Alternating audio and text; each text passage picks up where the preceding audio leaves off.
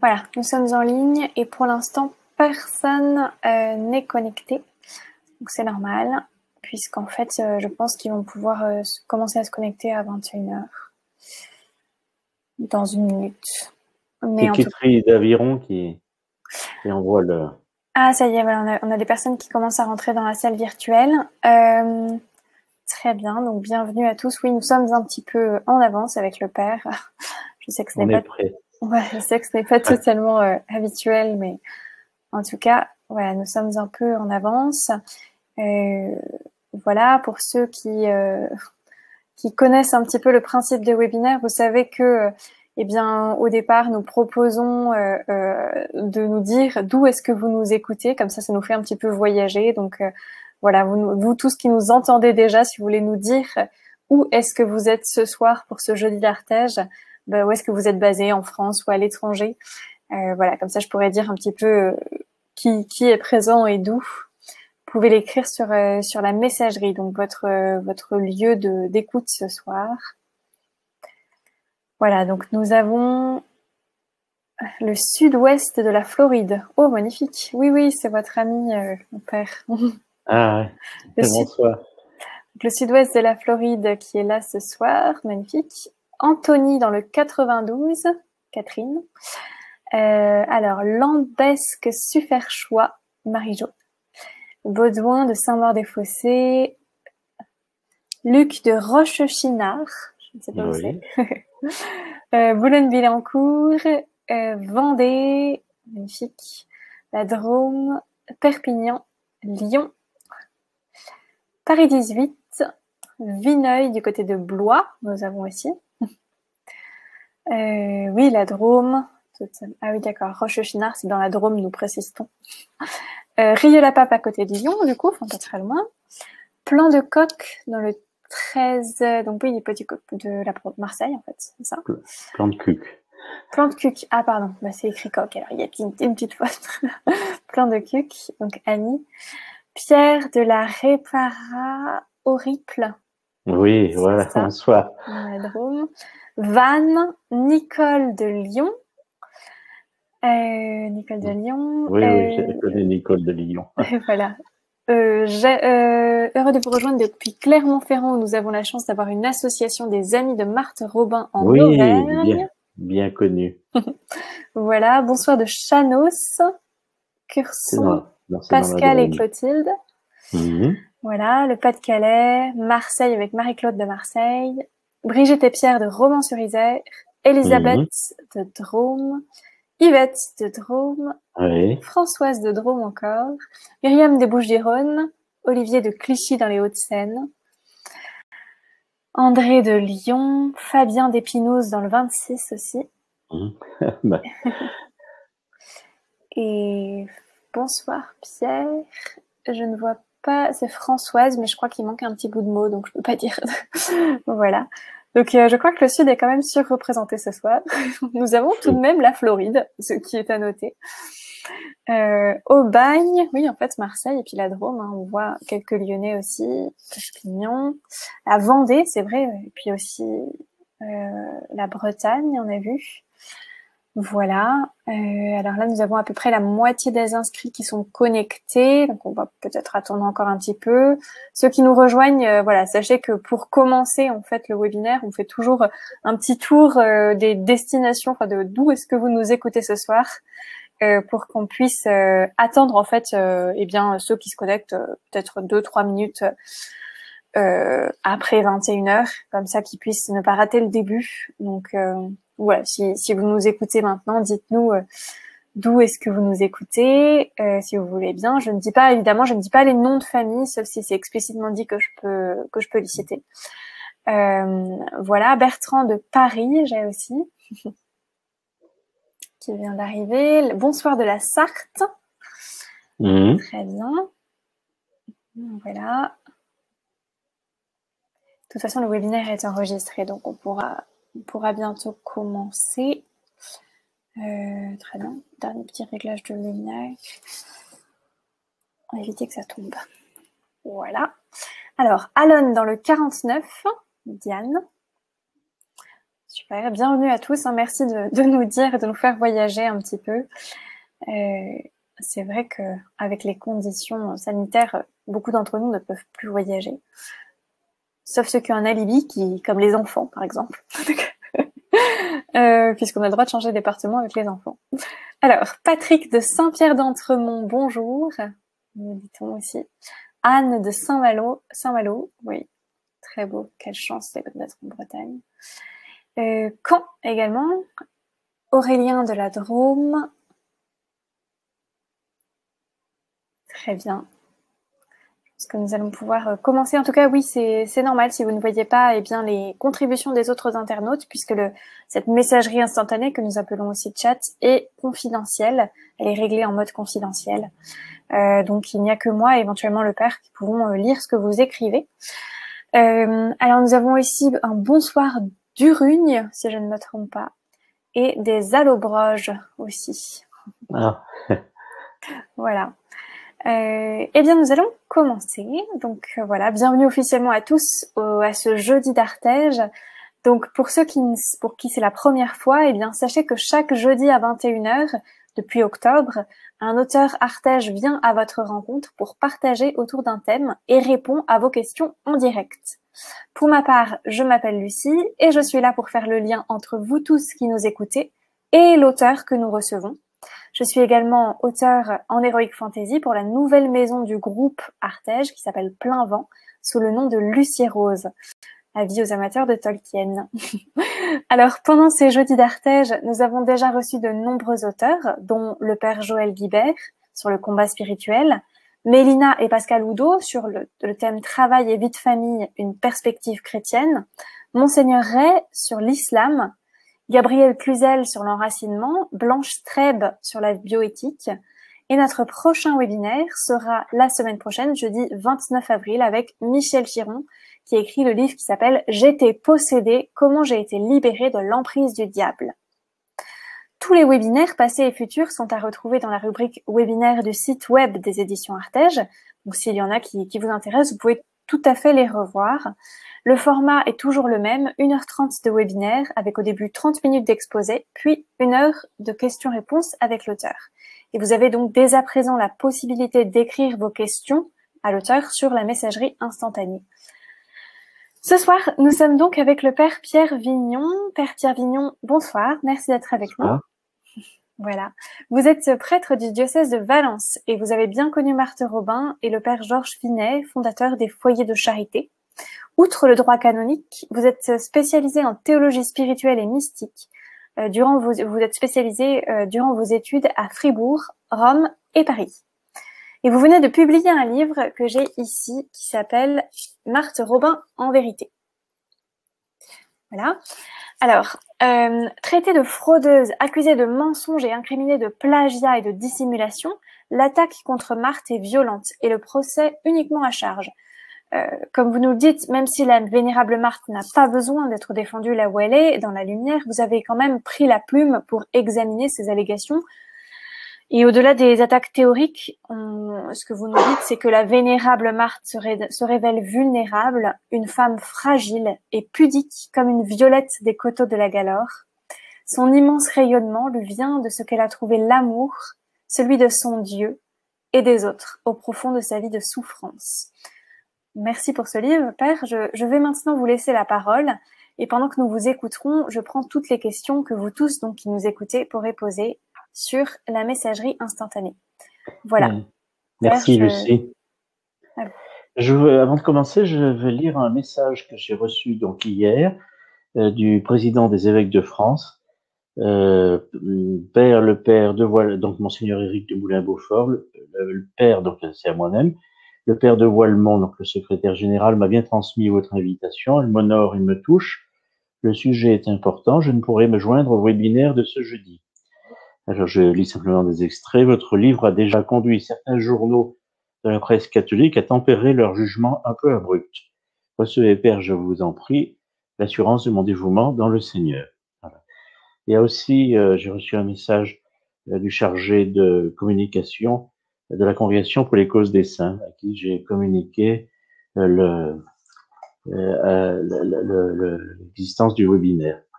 J'ai pris un sujet en réfléchissant par rapport qui soit un petit peu différent du livre, un angle d'attaque un peu neuf.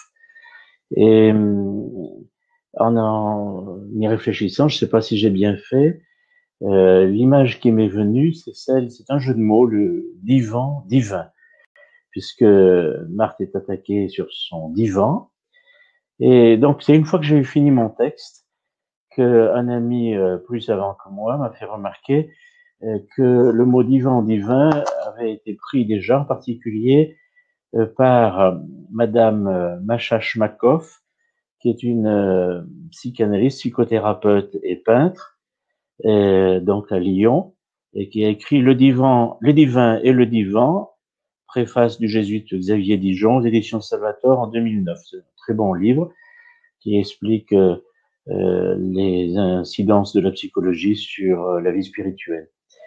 Et j'ai trouvé deux autres titres, Du divin au divan, de Pierre Bruno et Marie-Jean Sauret, donc des recherches psychanalytiques publiées aux éditions RS en 2014, et un livre de Serge Sommer porte Paroles de divin sur le divan, 114 paroles de Jésus à la lumière de la psychanalyse, aux éditions Sougarus 2017. Ce dernier ouvrage part dans les courants gnostiques et les évangiles apocryphes. Et donc mon titre est le suivant, La vénérable Marthe Robin ou le divan divin, hystérique, psychotique ou simple mystique. Et compte tenu du sujet, je vais faire ce que je fais pas d'habitude, c'est-à-dire je vais lire mon texte parce que le sujet est trop important, il ne faut pas que je en sorte à droite et à gauche, après on le fera pour les questions, mais je pense que c'est important de s'en tenir au sérieux du texte. Il y a donc trois parties, donc une introduction, ensuite le divan de Marthe en lui-même au point de vue pratique, ensuite pourquoi parler de divan divin, et puis les conceptions que cela implique. Ce titre fait pour intriguer me permet, après le livre Marthe Robin en vérité, d'envisager la façon la plus juste de parler de la vie et du témoignage de Marthe Robin. Je rappelle ces dates, 1902-1981. Le divan vide 40 ans après sa mort et tout ce qui nous reste. Il attire, entre autres, les psys médiocres. Alors, je précise, il y a des psychanalystes et psychologues et psychiatres de haute tenue, comme on le verra, mais c'est le domaine qui touche la psychologie, s'est évadé des cabinets il y a déjà longtemps, et on tombe facilement sur des connaissances incomplètes ou des gens qui vous font la psychanalyse dessous. Donc, il attire les psy médiocres qui tournoient au-dessus en bourdonnant jusqu'à l'épuisement. Et alors on entend ces mots psychotiques, hystériques, etc. Ils ne savent pas de quoi ils parlent. Dans leurs propos, que je consulte à l'occasion, j'entends surtout sous leur pseudo une projection d'eux-mêmes, une pauvre mise à jour des femmes savantes de Molière ou du malade imaginaire. Ils se résument à peu près tous dans la déclaration que Toinette, la fameuse servante de Molière, déguisée en médecin, fait à Argan, le malade imaginaire. Je suis médecin passager qui vais de ville en ville, de province en province, de royaume en royaume pour chercher d'illustres matières à ma capacité, pour trouver des malades dignes de m'occuper, capables d'exercer les grands et beaux secrets que j'ai trouvés dans la médecine. Donc c'est pour se protéger de ce genre de déclaration trop rapide que j'ai fait ce texte. Première précision nécessaire et utile, il est tout à fait normal de se poser des questions sur le témoignage de la vie de Marthe Robin. Ce qui n'est pas, c'est de fournir des réponses insuffisamment instruites, d'autant plus péremptoires qu'elles sont davantage motivées par la passion, pour ou contre. Il est mieux d'éviter de tirer indûment des conclusions qui, faute de base documentaire et de raisonnement logique, portent à un jugement trop hâtif de condamnation, comme si on voulait, en agissant ainsi, exclure au plus vite un témoignage de vie qui pourrait nous porter à adhérer à une foi dont nous ne voulons pas, comme si Marthe Robin menaçait notre incrédulité mal assurée. Seconde précision, encore plus nécessaire et encore plus utile, et qu'on ne dira jamais assez, Marthe Robin n'est pas et n'a jamais voulu être un argument apologétique, c'est-à-dire en faveur de la foi, en faveur de la foi chrétienne catholique. Toute sa vie le dément. Elle a toujours gardé la liberté, le respect de la liberté des autres en particulier. Gardons-nous de faire d'un signe, le signe de sa vie, une preuve. Comme elle l'a dit au père oratorien Gilbert Livragne, je ne suis qu'un signe, un rappel pour les chrétiens. Ajoutons, et c'est important aussi, que Marthe n'est pas un objet de foi et qu'elle a tout fait pour échapper à une telle croyance. C'est nous, avec notre besoin de nous rassurer dans le bouillonnement de nos angoisses internes, qui avons projeté ou projetons sur elle des réalités mentales qui ne lui correspondent pas. On verra à ce point-là. C'est nous qui la mythifions en lui attribuant un état sensationnel de prodige perpétuel auquel nous voulons croire et auquel ceux qui ont à juste titre envie qu'on respecte leur liberté tentent de s'échapper en lui imputant gratuitement du mensonge et de supercherie. C'est si vous exagérez d'un côté, la réponse de l'autre côté, c'est de dire mensonge et supercherie. D'où l'état de confusion et de déception de certains ex-dévots indiscrets qui s'étaient trop facilement contentés de faits à la petite semaine pour fonder leurs croyances. Dieu, dans sa grande bonté, permet que soient balayées ces fausses sécurités pour nous éduquer à la foi pure, la seule qui puisse conduire au salut. Il faut toujours rappeler ça. Dans ce sens, il faut remercier Conrad de Mester, donc 1936-2019, l'auteur du livre qui m'a poussé à écrire, sinon j'aurais jamais fait, même si le raisonnement et les conclusions de son investigation sont faux, d'avoir ouvert une brèche dans cette fausse conception populaire. La foi chrétienne n'est pas fondée sur Saint Pio de Pietrelcina, sur la vénérable Marthe Robin, sur telle apparition attribuée à la Vierge Marie, ou sur le linceul de Turin. La foi chrétienne est fondée sur le mystère de l'incarnation de Christ Jésus, de sa rédemption et de sa résurrection. Ce sont des mystères qui dépassent l'ordre de la raison, mais qui s'appuient quand même dessus. Comme l'a dit l'encyclique de Jean-Paul II, Fides et Ratio, la foi est la raison. La foi ne craint pas la raison, mais elle la recherche et elle s'y fie. En même temps, la raison n'est pas la fin de toute chose, et c'est ce que a exprimé dans cette célèbre citation Shakespeare au XVIe siècle, lorsqu'il dit, c'est le début du XVIIe, lorsqu'il fait dire à Hamlet, il y a plus de choses sur la terre et dans le ciel, Horatio, que n'en rêve votre philosophie. Donc, nous arrivons dans un dépassement avec Marc, et c'est ça qui est intéressant à comprendre. Ces réflexions bornent l'approfondissement de notre sujet. En plaçant des limites dans notre champ, nous échappons au bonimenteur de tout poil, plume et écaille. Ces trois éléments, très précieux pour la paella, il faut toujours les trois, nous protègent de la bouillabaisse des amateurs du paranormal qui font atterrir des soucoupes volantes derrière la ferme Robin, des illusions des intégristes qui font de Marthe une complotiste cachée à l'origine du Concile Vatican II, qu'ils détestent, de celles des psys à courte vue qui sacrent leur discipline en métaphysique universelle, qui rend raison de toute chose, et de celles des pseudo-enquêteurs qui, ayant posé leurs conclusions au départ, font semblant de s'étonner de les retrouver à la sortie. Parlons d'abord donc de ce fameux divan qui nous reste pendant quelques instants. C'est le 2 juillet 1928 que Marthe écrit difficilement à Mlle Caillé de Lyon pour lui commander un divan dont elle lui donne les dimensions et tous les détails. Et elle dit « J'ai bien du mal au bras, aussi j'ai bien mal écrit cette lettre ». Elle écrivait encore à ce moment-là. Les Caillés de Lyon ont des liens avec Châteauneuf de Gallord, en particulier avec la Mercière, qui, elle, je ne donne pas son nom, il n'y a plus personne de ce nom-là, qui, elle, déteste les Robins en général et Marthe en particulier. Madeleine Caillé, cousine de celle de Lyon, qui travaille avec la Mercière, fournit du travail de broderie et de tricotage à Marthe. C'est par elle que l'on sait que le travail de Marthe était tout particulièrement soigné et apprécié par la clientèle. À ce moment-là, on faisait des trousseaux pour les mariages ou autres. Il semblerait que ce soit un certain Maurice Caillé, de la famille de Mademoiselle Caillé de Lyon, d'après la tradition familiale, qui ait réalisé la photo floue de 1924 où Marthe est assise sur son fauteuil Voltaire. Le divan lui a donc été livré et elle a été placée dedans quand elle n'a plus pu être levée pour être mise dans le fauteuil. Avec un grand rideau, on l'a levé déjà avec beaucoup de douleur et de souffrance qui coupait l'appétit à ceux qui voyaient ça.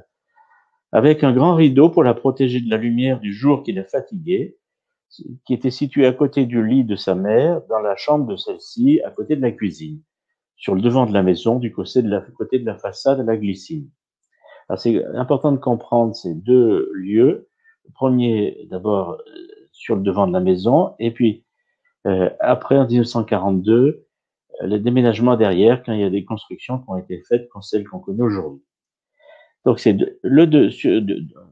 dans la chambre de devant qui a été examinée à la demande de Monseigneur Pic, évêque de Valence, par les docteurs Ricard et de Chaume pendant 4 heures et 40 minutes, avec une pause de 20 minutes, le 14 avril 1942. Donc Marthe a été examinée. Une troisième sommité du corps médical lyonnais, de l'époque, le professeur Bansillon, assistait à l'examen, et il n'a pas jugé utile de contresigner l'expertise de ses deux confrères, non pas qu'il n'était pas d'accord, mais parce qu'il estimait que ça suffisait. Ce rapport, qui occupe 29 pages de la position, c'est-à-dire la position, c'est le résumé de 3000 pages de l'ensemble des 17 000 pièces du procès de Marthe, suffit d'ailleurs à couvrir de confusion l'un ou l'autre membre du corps médical qui s'est permis de le déconsidérer sans l'avoir lu, parce qu'il a été dit oui, mais etc., incompétent.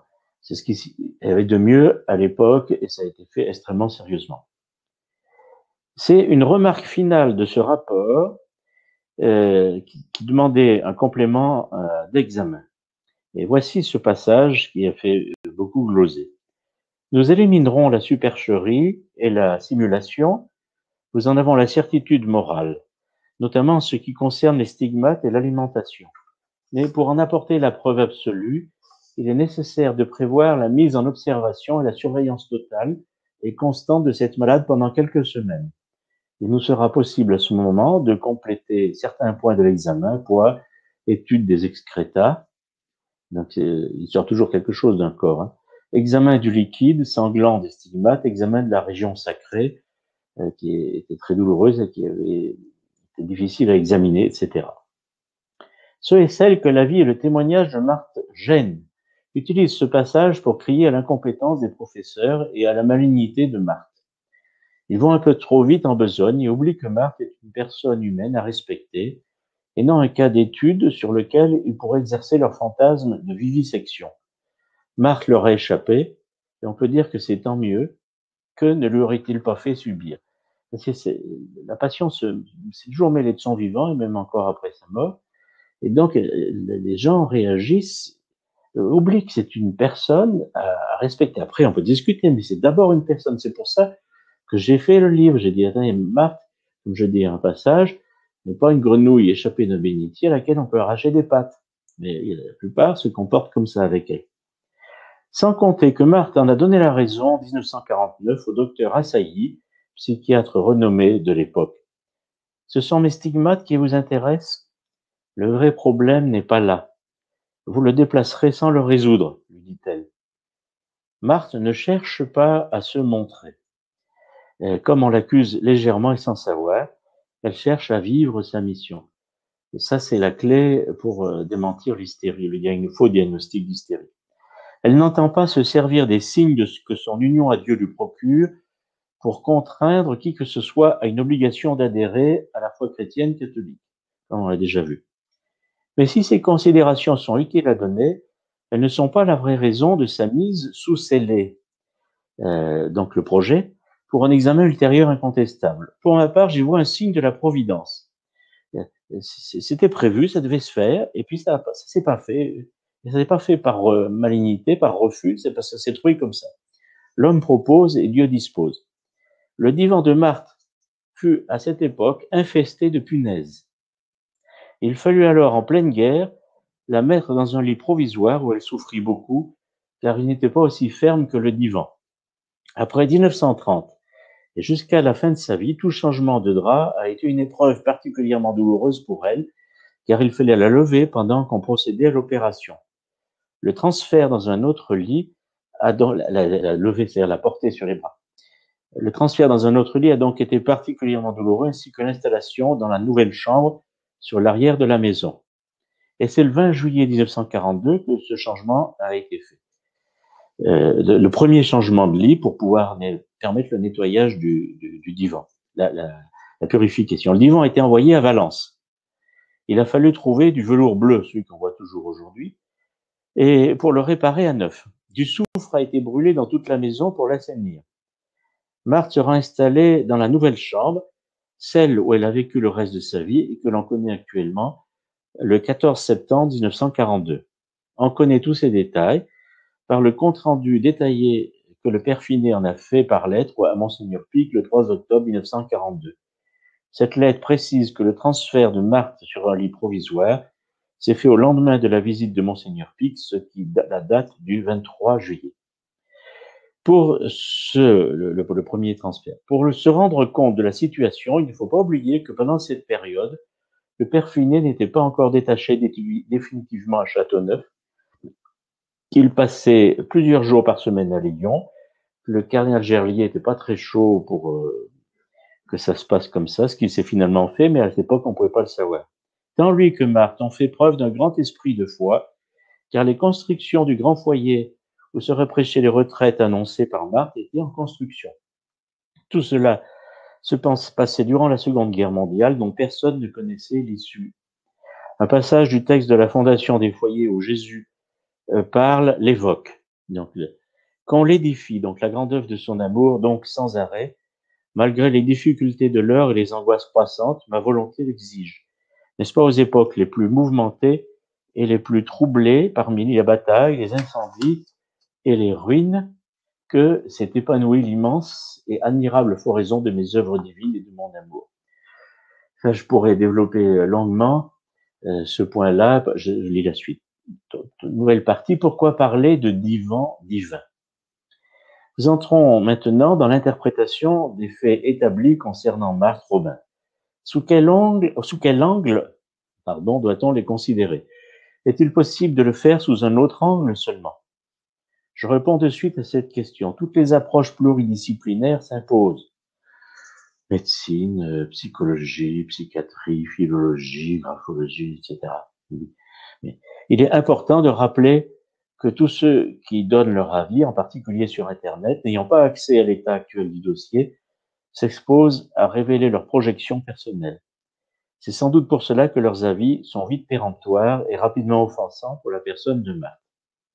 C'était le cas du père de Mester, dont les interprétations souffrent d'un grave défaut d'approche méthodologique et scientifique des problèmes que pose la vie de Marthe Robin. J'ai montré dans mon livre la façon dont il romançait les faits et les graves limites de son approche prétendue critique et scientifique. Il part sur deux hypothèses non vérifiées et y bâtit tout le reste. Alors, s'il s'était agi d'un étudiant, sa thèse aurait été refusée pour simple défaut de base critique et logique. Il ne suffit pas d'affirmer pour prétendre. À cela, il faut ajouter l'ignorance générale de la théologie mystique au sujet de Marthe, en particulier de la part des différents postulateurs de sa cause en béatification. Plus je l'étudie, donc Marthe, et plus cette vérité s'impose à moi. Et je vais essayer de vous dire ça en quelques mots simples. C'est à l'image de l'échelle de Jacob que je vais prendre. Je l'ai retrouvé après dans le livre de Madame Schmakoff, mais bon, je ne l'ai pas plagié, je tiens à le lui dire. Il y a deux façons de s'unir à Dieu. Par un chemin habituel, qui suit de tous en général, qui réclame notre effort persévérant, notre ascèse. On appelle ça la voie ascétique. L'autre chemin, c'est Dieu qui vient à nous sans nous prévenir parce qu'il est trop impatient. C'est surprenant, imprévu, c'est la voie mystique. Le mot mystique est couramment utilisé dans tous les sens, tous plus faux les uns que les autres. Il y a l'encens mystique, tout. Mais le sens propre qui lui est réservé, c'est celui qu'a défini le grand jésuite flamand Albrecht de Blair, qui fut un spécialiste incontesté de la théologie mystique au XXe siècle. La définition vaut la peine d'être retenue. L'expérience directe et passive de la présence de Dieu. Il faudrait développer chacun des termes. Faute de temps, résumons en disant que c'est de l'ordre de l'initiative divine libre et gratuite. Il s'agit de la même échelle qui monte au ciel, mais du côté ascétique, on sent chaque barreau. Tandis que du côté mystique, vous êtes emporté par les anges au sommet de l'échelle. Pourquoi cela? Il n'est au pouvoir de personne de mettre la main sur Dieu. Il est souverainement libre et il n'a pas à se justifier de ses choix. Ça le regarde. C'est d'ailleurs ce qu'il répond à ceux et à celles qui sont envahis par lui. Ils disent « Pourquoi moi ?» Dieu répond « Pourquoi pas toi ?» On trouve des éléments de cet ordre dans la vie de Marthe. Par exemple, dans son journal intime, à la date du 6 novembre 1931, « Si c'était vous, ô Jésus, ce n'est pas moi que j'aurais choisi. Je n'aurais pas choisi une ingrate, dit-elle en parlant d'elle. Et alors il lui répond, il note la réponse. Mais moi, je t'ai choisi, au contraire, je le ferai encore plus souvent. Tu es ma petite joie. Mais Seigneur, et les autres? C'est tout, Marthe. Ne t'inquiète pas, il est dans la nature du souverain bien de donner abondamment, libéralement à toutes les créatures leur mesure de jouissance et d'amour, et de combler en les dépassant tous leurs désirs sans épuisement. C'est très consolant. Je suis tien, je t'aime, dit Jésus, reste avec moi, ton Dieu et ton époux. Donc, la personne à qui l'expérience mystique arrive est la première surprise, et c'est comme ça se discute pas. Un autre beau passage du jeudi 27 février 1930. Mais Jésus, vous rendrai-je suffisamment heureux? Alors, on dit pas souvent ça dans notre prière. C'est si pauvre chez moi, dit Marthe. Saurais-je assez vous chérir pour vous consoler et vous dédommager de tout? Vous auriez trouvé bien mieux ailleurs, ô mon maître adoré. La réponse bien distincte ne souffre pas de réplique. C'est bien pauvre, m'a dit Jésus, mais c'est chez moi. J'y suis maintenant pour y rester toujours. Si donc on refuse à Marthe Robin d'être une mystique chrétienne, on se trouve très vite confronté à une issue impossible. Si on la maintient du côté ascétique, l'effort, la montée habituelle de tout le monde, avec sa maladie, et qu'on en fait une bonne petite malade qui accepte bien sa maladie et qui n'oublie pas de l'offrir, on l'enferme dans le dolorisme. Et le dolorisme, c'est une hérésie, c'est la douleur pour la douleur, ce qui n'est pas chrétien. Et bien des gens la voient hélas ainsi. Les médecins qui l'ont auscultée ont reconnu qu'elle avait atteint les sommets de la souffrance qu'un être humain peut supporter. Les 3 prêtres de Saint-Étienne qui viennent en mission semi-officielle en 1942, c'est-à-dire le cardinal Gerlier, vous voulez rester prudent, là, il a fait envoyer par son évêque auxiliaire qui s'est occupé de Saint-Étienne, Monseigneur Bornet, 3 prêtres de l'évêché qui sont venus avec une mission sans être une mission. Et alors on a le rapport, c'est très intéressant. Donc ils assistent à la souffrance de Marthe pendant son extase de la Passion, sont totalement bouleversés. Surtout quand ils entendent les gémissements et la mélopée que Marthe a durant ces moments. Le chanoine Bérardier, musicien, en note la tessiture. Voici ce qu'il dit. Cette répétition bien vite nous émeut l'âme et l'angoisse. Le docteur Ricard nous dit que ce genre de plainte marque la douleur exacerbée et à son paroxysme. C'est ainsi que l'on gémit lorsque l'on ne peut porter aucun remède. À noter que tous ceux qui ont entendu ces moments les ont comparés au bêlement d'un petit agneau. Détail bouleversant quand on pense qu'elle est unie au Christ, que Marthe est unie au Christ qui s'offre comme l'agneau mystique. Si Marthe est simplement une malade et qu'elle fait face à sa maladie seulement avec ses propres forces humaines, sa nature aurait eu bien vite le dessous et elle serait morte. Or, Marthe n'a pas du tout présenté les choses comme une acceptation de sa maladie, qu'elle avait bien entendu. Il y a tous les étages, le physique, le psychologique, et chaque étage nécessite ses interventions, ses degrés de connaissance. Mais il y a un étage supérieur qui est toujours négligé dans le cas de Marthe, c'est le côté mystique, c'est le côté divin.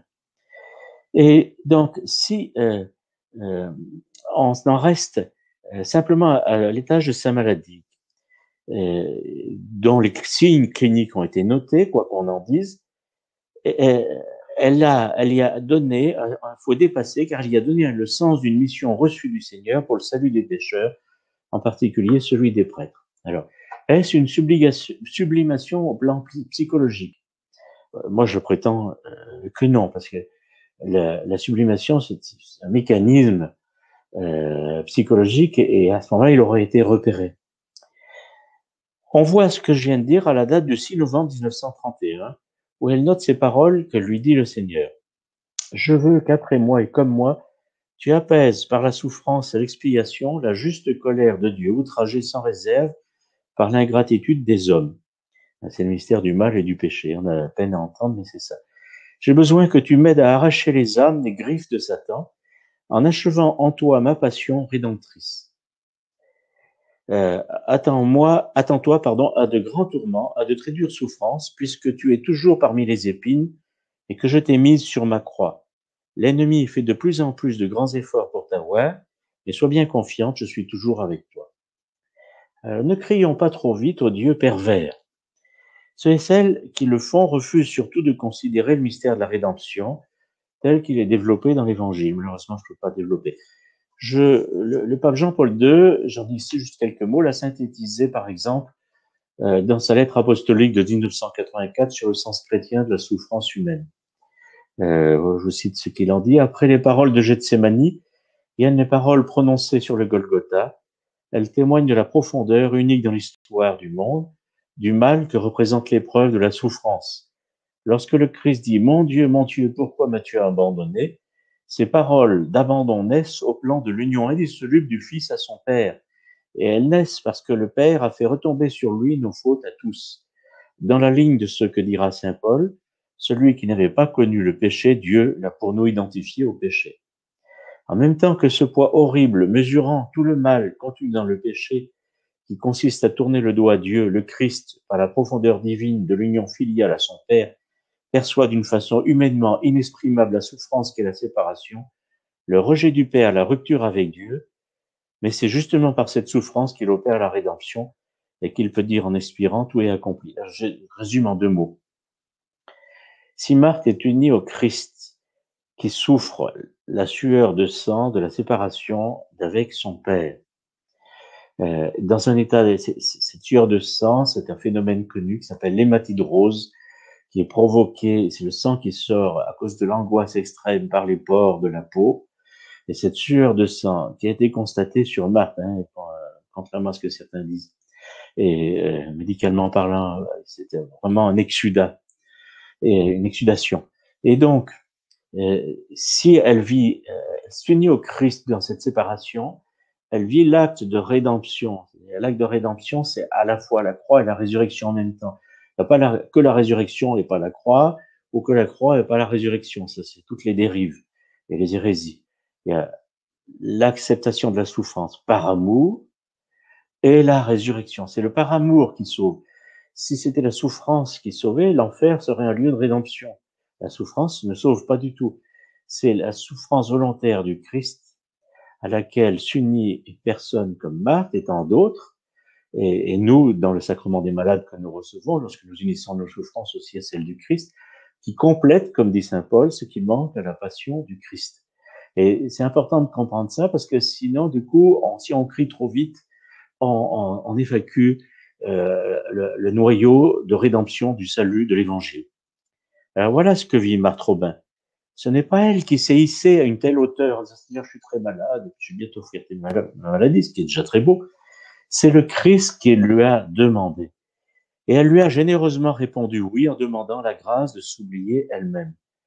Parmi plusieurs passages de son journal, notons celui du samedi 16 janvier 1932, « J'éprouve une vraie peine à voir quelqu'un un jour de communion. » Elle tombe en extase. « Tellement j'ai craint de laisser paraître ou deviner à ceux à qui je parle, les délices enivrantes qui m'inondent l'être.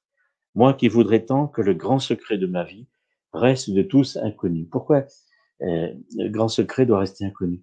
Parce que c'est une telle union à Dieu que c'est pour le bien, le bénéfice de tous les autres, c'est une mission, et je veux dire, on n'a pas à les tripoter là-dedans. Voilà, c'est un secret d'amour.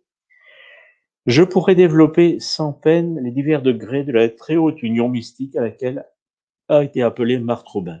Tous les aspects y sont, depuis la joie la plus intense, qui est toujours première et essentielle, jusqu'à l'offrande par amour de la souffrance pour aider le Christ à sauver le monde. C'est ce que d'ailleurs le Christ lui dit le 6 novembre 1931, qu'elle note dans son journal. « J'ai sur toute la terre de nombreuses petites victimes comme toi, qui font aussi leur délice de mes persécutions, de mes opprobres, des douleurs, de ma croix. Elles sont les bien-aimées de mon Père, les préférées de ma tendre mère, qui en est la gardienne. » Elles aident Dieu à accomplir son plan. Alors, nouvelle partie. Comment alors concevoir le sens de ce divan? J'ai dit que c'était un divan divin. Marthe ne parle jamais de son divan, mais de son lit. Elle dicte le 31 décembre 1930, « Mon bonheur actuel sur mon lit d'infirme est profond, durable, parce que divin. » Elle a été visitée par Dieu, et ça n'est pas, comme le redit dans son dernier livre, l'ancien postulateur de la cause de Marthe, qui était du renouveau charismatique, une effusion de l'esprit. Les effusions de l'esprit sont des choses très bien, sont des grâces de Dieu. Et c'est pas de l'ordre mystique. Et à partir du moment où on a fait de la grâce mystique de Marthe une effusion de l'esprit et une préparation du renouveau charismatique des années 70, on a faussé la donne. Et c'est un point qui est très important à comprendre. Cette confusion donc est fatale à plus d'un qui veut s'en prévaloir. Marthe est au-delà. Marthe a été appelée par Dieu lui-même pour sa plus grande confusion personnelle, donc celle de Marthe, alors qu'elle gravissait bien péniblement les premiers barreaux de l'échelle de Jacob. Une échelle dressée sur la terre dont le sommet touchait le ciel, et les anges de Dieu montaient et descendaient. Ça, c'est ce que dit la Bible dans la Genèse. Et dans ce chemin de préparation, de souffrance, elle a été saisie, ça s'est passé au début décembre 1928, par Dieu, et emportée dans l'union avec lui.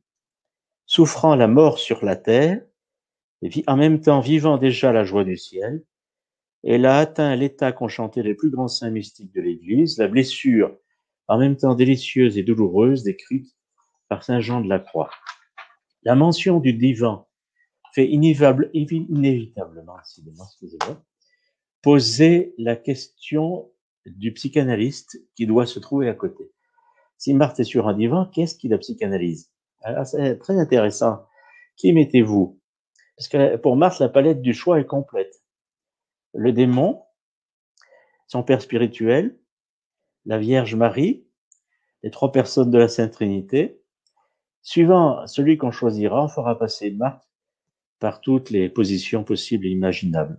Pour ma part, Marthe s'est toujours tenue, je pense que Marthe s'est toujours tenue, s'en est toujours tenue à l'oubli le plus complet d'elle-même, dans l'humilité, la simplicité et la bonne humeur.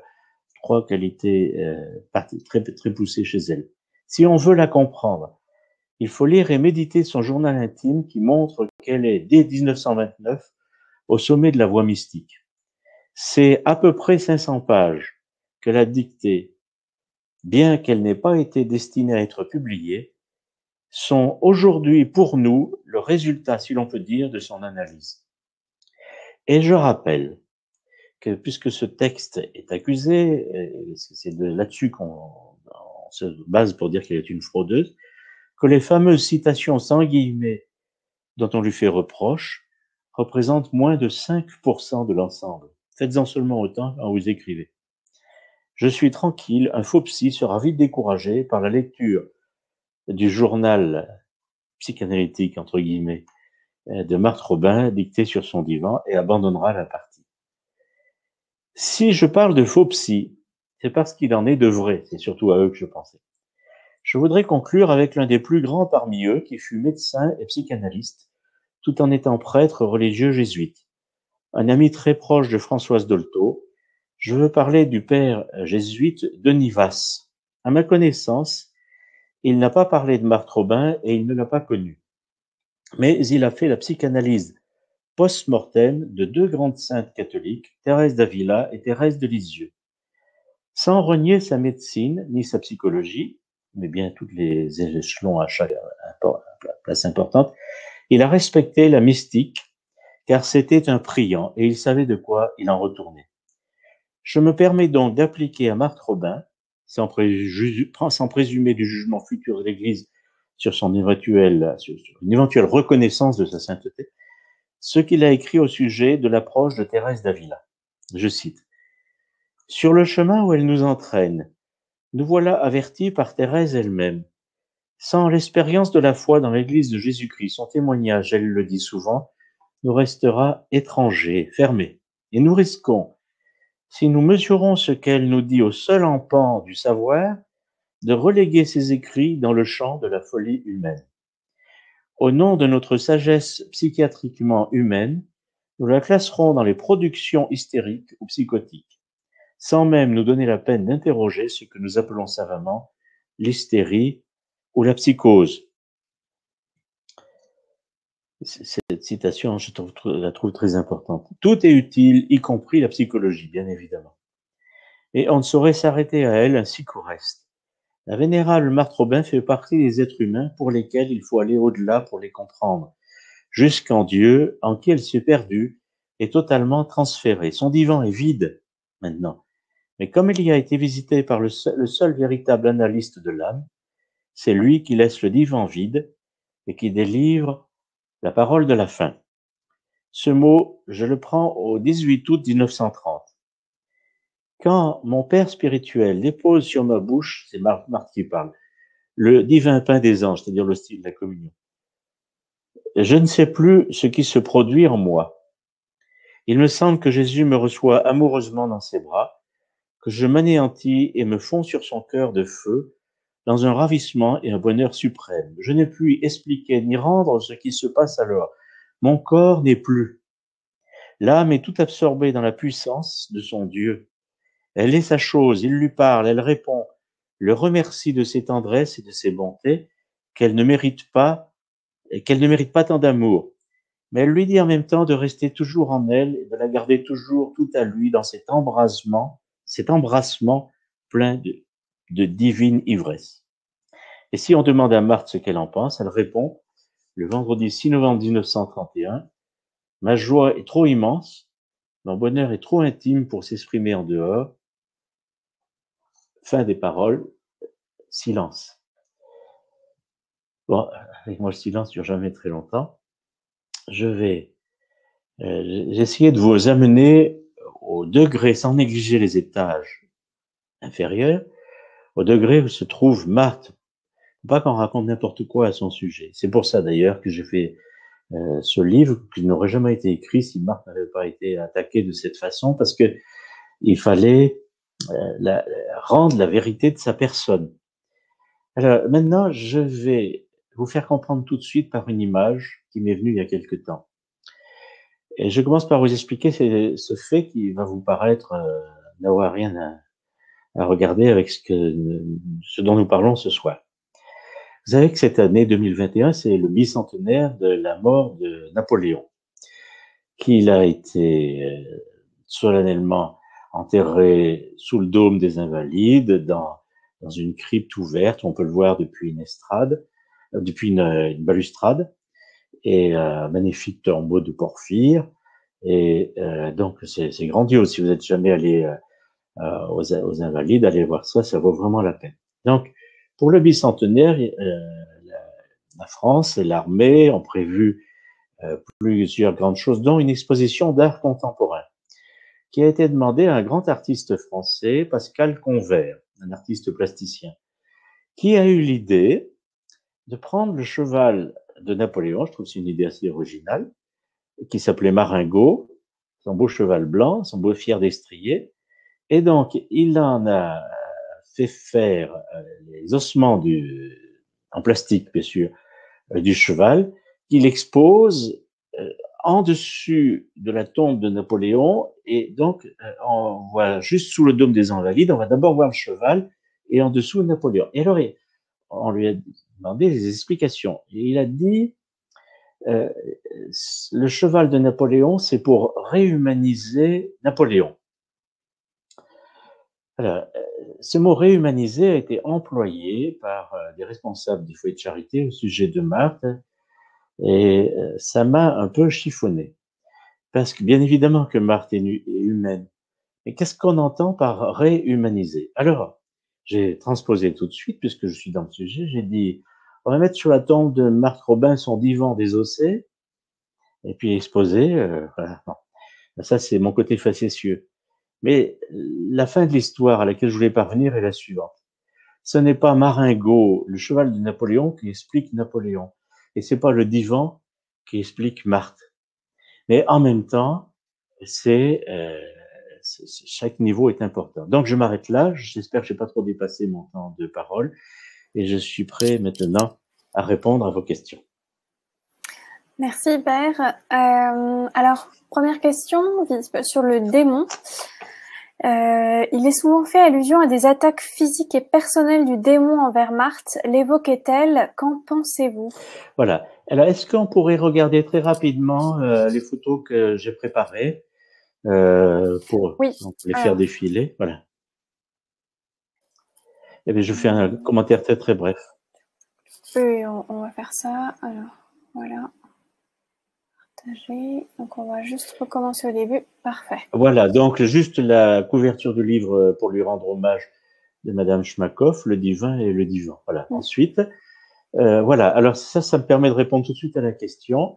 Le 29 avril sort un livre de mon confrère, le père Alain Bandelier, qui est exorciste officiel du diocèse de Meaux et qui fait les chroniques d'un exorciste. Et il a 15 pages, page 270 à 285, concernant Marthe Robin. Alors, si vous pouvez passer l'image suivante, s'il vous plaît.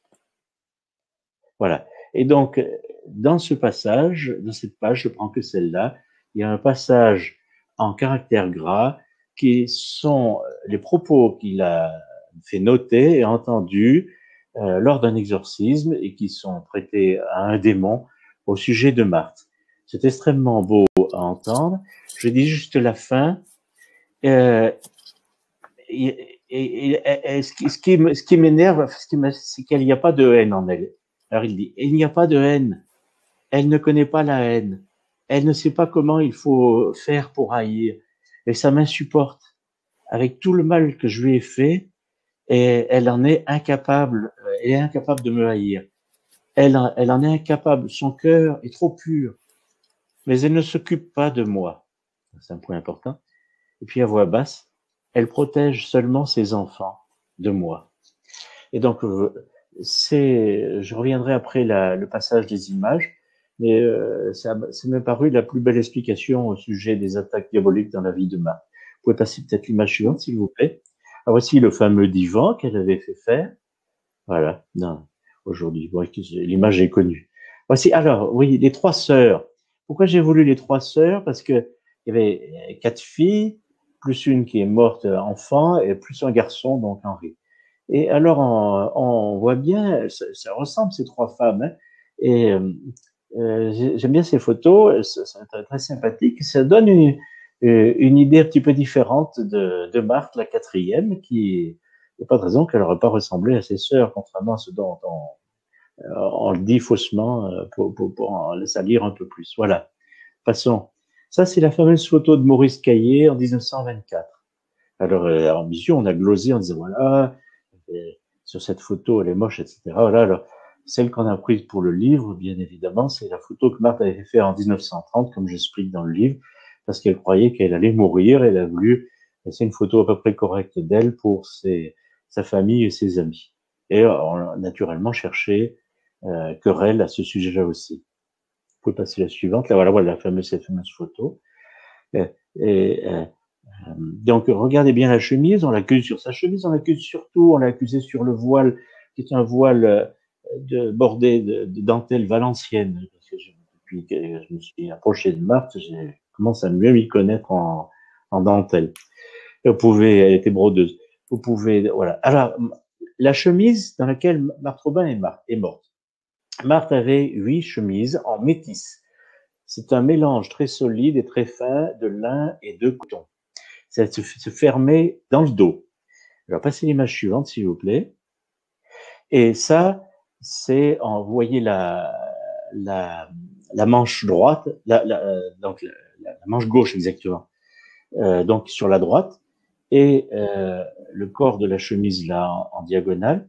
Et il y a un papier jaune qui a été mis pour indiquer les griffures. Sur les 8 chemises, il n'y en a qu'une qui n'est pas griffée. À cet endroit-là, il y en a même une qui est griffée, pas spécialement dans le dos. Pourquoi je dis griffure? Parce que un expert tout à fait assermenté et compétent, qui est mort maintenant, mais qui a un rapport très documenté, a prouvé que ces griffures sont des déchirures de haut en bas, sous l'effet de griffes, et non pas l'effet d'usure provoqué par exemple si on l'accuse de marcher, donc quelqu'un qui serait servi d'une chaise et qui aurait usé. Donc ça a été établi. Je montre des choses que vous n'avez jamais vues et qui n'ont pas été expliquées. Alors pareil pour les choses suivantes. Voilà les fameuses pantoufles puantes, une odeur nauséabonde. Et là, on va voir le dessous.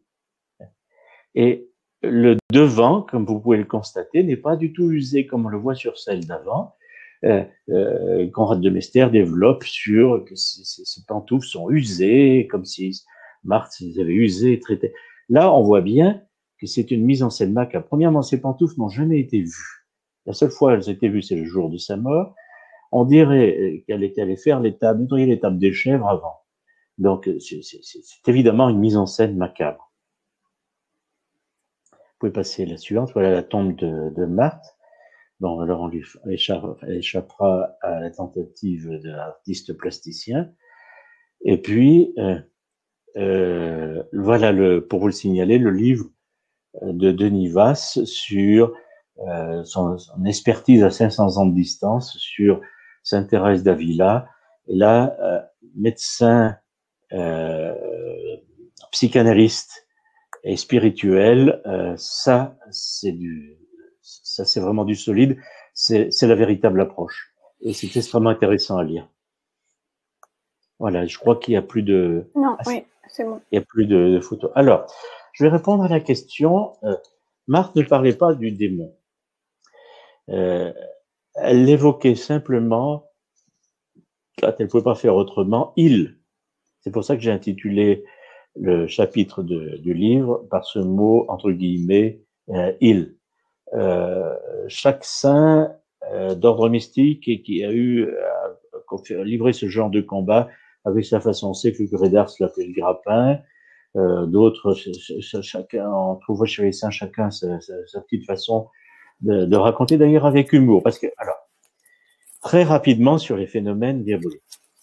Premièrement, il faut se débarrasser de la frousse psychologique qui nous vient de l'inconscient collectif. Oh là là, c'est des diableries et tout ça. Nous, vous et moi, on ne risque rien parce que on n'est pas, enfin, je sais pas vous, mais je sais pas assez sain pour que le diable vienne m'embêter, voilà. Et là, donc, lorsqu'il y a permission divine pour que de tels phénomènes se passent, c'est que ce sont des gens qui sont déjà établis dans la victoire du Christ sur le démon. Donc, ils sont agressés, mais le démon ne peut rien sur eux. Et pendant ce temps-là, il l'occupe. Et et quelque part, ils nous en protègent. Et ils le font avec joie, parce que c'est, d'après la foi chrétienne catholique, l'origine du mystère du mal. Et donc, c'est très intéressant. C'est pour ça que le livre du Père Bandelier, je l'ai là à côté, là. Je sais pas si... voilà. Oui. Donc, il sort le 29 avril. Vous pourrez... je crois déjà qu'on peut le commander par avance. Et aux éditions Salvator. Et là, vous apprendrez vraiment des choses très intéressantes. C'est 15 pages sur Marthe Robin. Donc, comme je lui ai dit, c'est de l'élixir de la chartreuse à 69 degrés. C'est-à-dire, il faut en prendre un petit peu sur un sucre, quoi. C'est du costaud. Mais c'est très, très beau. Donc, l'action du démon chez les saints, ces personnes-là, Dieu le permet parce qu'elles sont déjà établies dans la victoire du Christ sur le démon. Deuxième point, c'est ça sort de l'esprit, ça va me revenir, je veux dire trop de choses à la fois.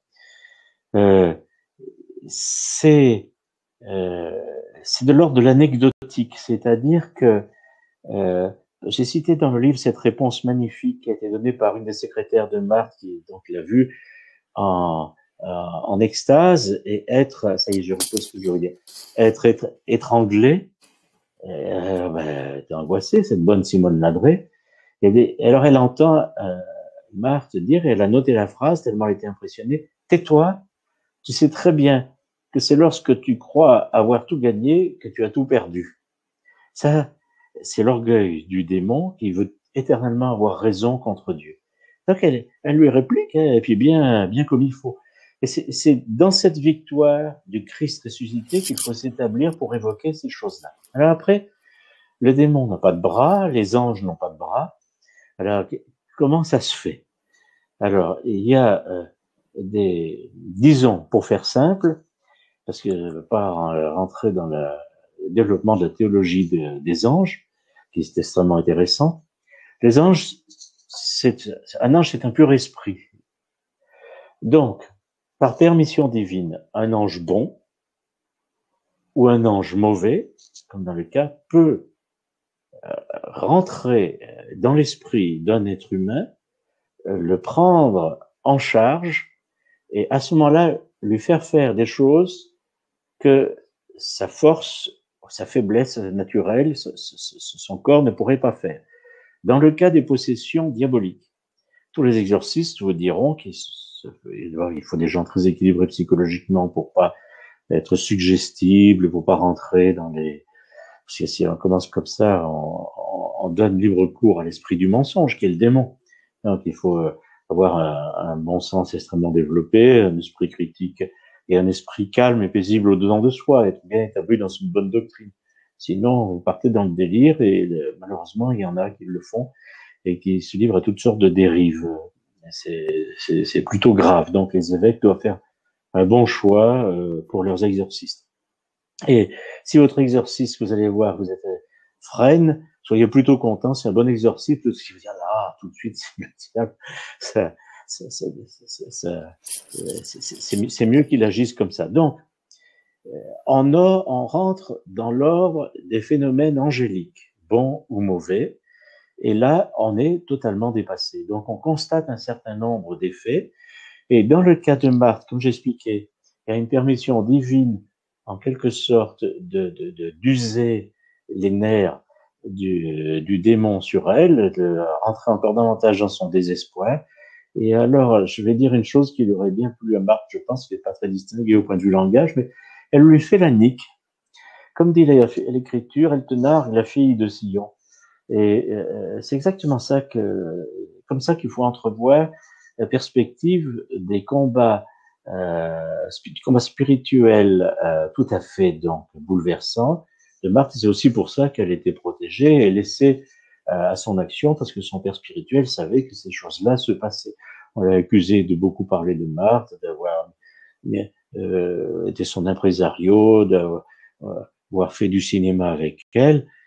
Le père Finet n'a pas dit le centième de ce qu'il savait avec Marthe. Il a dit le minimum pour qu'on fasse attention à qui elle était. Mais la thèse que c'est le père Finet qui aurait influencé Marthe ne tient pas. C'est-à-dire, Conrad de Mester dit c'est Marthe qui a trompé le père Finet, et les autres disent c'est le père Finet qui a trompé Marthe. Bon, déjà les deux sont fausses. Et je dis simplement que ils se sont connus en 1936. Or, en 1936, Marthe était déjà établie depuis 7 ans au moins, si c'est pas plus, dans son aventure mystique. Donc c'est le père Finet qui a découvert. C'est pas lui qui serait venu lui dire voilà, moi je suis un prêtre janséniste, qu'il n'était pas du tout quand on l'a connu. Et vous allez voir, vous allez en baver pour en baver, parce que vous savez, la croix, ça fait du bien quand ça fait mal. Mais, non, mais ça, je veux dire, c'est les chrétiens qui n'ont pas été évangélisés correctement, qui sont dans le dolorisme et qui sont surtout dans la stupidité. La croix, c'est l'amour. Jésus nous a sauvés pas à travers sa souffrance, il nous a sauvés à travers l'amour avec lequel il a porté notre souffrance et notre mal et notre péché. C'est l'amour qui sauve. Et c'est pour ça que j'ai mis à la troisième partie la citation de Paul Claudel, que citait le père Finet. Puissante est la souffrance quand elle est aussi volontaire que le péché. En exergue à la troisième partie du livre. C'est-à-dire, c'est l'amour qui compte. Ce qui est important chez Marthe, c'est la joie. Si elle n'avait pas été portée par la joie, son action, d'abord, elle n'aurait pas tenu 50 ans. Et puis bon, alors, pour le coup, elle aurait été vraiment folle. Et puis il aurait fallu la piquer pour l'empêcher de souffrir à un tel degré quand c'est pas humainement portable. Voilà. Donc, il faut remettre les choses en perspective. Je suis un peu long pour la réponse pour cette question-là, mais je ne sais pas si ça répond clairement. Oui. Il y a aussi une personne qui dit les attaques du démon sont aussi citées dans le livre du père Ange Rodriguez, expert en diablerie, dominicain exorciste du diocèse de Lyon pendant 10 ans. Alors, le père Ange Rodriguez est un des meilleurs exorcistes qu'il y a eu en France, je le salue, et il a dit cette chose absolument sublime. Le plus puissant exorcisme, c'est la fin du psaume 150, du livre des psaumes, et que tout esprit chante louange au Seigneur. parce que c'est ce que d'ailleurs dit le texte du père Bandelier que je vous ai cité, c'est le démon ne comprend pas la louange, ne comprend pas l'amour. Et alors, il fait tout pour nous couper de la louange, et quand il voit, il dit, voilà, je t'accable de misère et de souffrance et de peine, et la puissance de ton Dieu en toi est telle que c'est la joie qui surabonde, tu es heureux et tu le loues. Alors ça, c'est lui qui devient fou, c'est pas la personne qui était pour. Alors, je suis très content de cette référence au Père Ange Rodriguez, qui a écrit à ce sujet-là et qui s'est exprimé de la meilleure façon sur des sujets bien difficiles à présenter. Merci. Une personne dit aussi, on a reproché à Marthe de plagier certains écrits. Ce phénomène ne renvoie-t-il pas au mystère de la communion des saints? Oui, alors là, c'était la mission du père Conrad de Mester d'identifier. D'abord, il fallait on voit que les écrits attribués à Marthe Robin, parce que ça aussi c'est pas simple. S'il y avait la conformité avec la foi catholique et les mœurs, donc ça, il a répondu favorablement. Et après, il a identifié ce qui était dans sa mission, les passages qui correspondent à des auteurs. Il a trouvé une trentaine d'auteurs mystiques que Marthe avait lus, dont il s'était inspiré, et on en a fait. Il en a tiré une conclusion fausse, à mon avis, c'est-à-dire plagiat, fraude, mensonge. Évidemment, ça n'est pas, son analyse ne tient pas la route. De même pour les Écritures, parce que la question de l'éclaircissement des secrétaires n'est pas encore aboutie. Toutes les Écritures n'ont pas été identifiées. Et donc, ce qui est certain, c'est que Marthe a pu écrire très difficilement. À la fin, elle se servait d'un crayon qu'elle mettait dans sa bouche, on en a le témoignage. Et puis après, c'était impossible. Donc, jusqu'au 2 février 1929. Le 2 février 1931, elle dicte une lettre à son neveu Raymond Gaillard, qui a 17 ans puisqu'il est 1914, et qui rend service à sa tante. Et elle dit, voilà déjà 2 ans que je ne peux pas écrire. Alors, toutes les supputations après qui sont faites sur des photocopies, c'est en dépit du bon sens, d'une méthodologie scientifique pour une analyse sérieuse de ces choses-là. Alors, il tire des conclusions, il dit fraudeuse, simulatrice, etc. Tout. Et c'est là où c'était pas possible de laisser dire un certain nombre de choses. Parce que pour ceux qui ont connu Marthe, je suis pas le seul, il y a encore beaucoup, on la garde comme un secret du cœur. Et c'est pas, on va pas raconter, vous savez, on va pas se faire valoir, j'ai connu Marthe Robin. Donc au début, moi j'ai hésité pour ce principe-là. Je vais pas dire moi, Pierre Vignon, etc. Mais je veux dire, à partir du moment où quelqu'un qui vous est très proche et très cher est accusé de façon plus estimée calomnieuse, ça devient un devoir de le dire et de répliquer. C'est pour ça, ces pages n'auraient jamais été écrites s'il n'y avait pas eu cette cause-là. Dans ce sens-là, il faut dire merci au père Conrad de Mester qui, en déversant ces choses. Alors, le plagiat. Dans la situation de Marthe Robin, le fond, la base, c'est un fond d'encéphalite léthargique de type phonéconomo, c'est-à-dire à grippe espagnole, avec le virus a beaucoup muté, donc on ne sait pas quel virus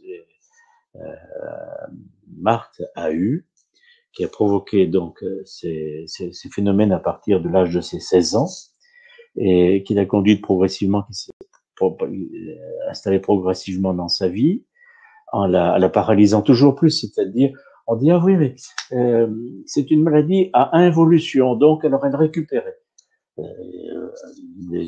Ceux qui affirment ça vont vite vont vite en besogne. La maladie avançait toujours plus et toujours mieux. Et si elle bougeait encore seulement 2 doigts en 1942, c'est sur ces 2 doigts que le père, une des 2 hypothèses du père Conrad de Mester, c'est sur ces 2 doigts qu'il fait tout le reste, il se levait, il écrivait. C'est heureusement qu'il n'y ait pas de lustre dans la chambre de Marthe Robin, parce que sinon, je serais devenu patronne des trapécistes en se pendant au lustre. Alors, il y a est évident que bien vite après 1942, les 2 doigts qui servaient juste à permettre d'égrener à Chapelet ne l'ont plus permis. Elle était totalement paralysée. Je donne les éléments, les réponses dans le livre. Alors le plagiat, ça pose des questions vraiment qui relèvent de spécialistes. Moi, je ne suis pas spécialiste. Je ne peux pas me prononcer.